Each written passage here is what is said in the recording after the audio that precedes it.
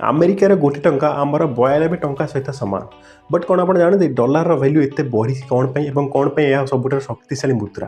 प्रथम कारण जिते सब अंतर्जातीय ट्रेड हुए ना जमी गोटे देश आ गए देशर जो ट्रांजेक्शन हुए से जिन किणती कि जिन बिकती ताहार जो वैल्यू हुए से डॉलर रे इनिशिएट करा जाए। द्वितीय जिनस हूँ अमेरिका वर्ल्ड सबुठ बड़ इकोनोमी माने अर्थनीति से लगी जिते सारा देश अच्छा से अमेरिका उपर भरोसा करती।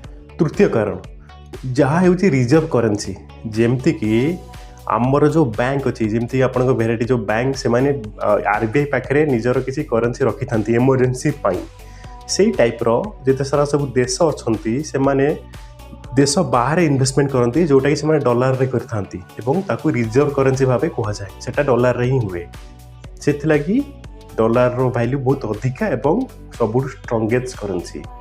जदि वीडियो भल लगी मोर चैनल को लाइक शेयर और सब्सक्राइब करने भूलिए ना।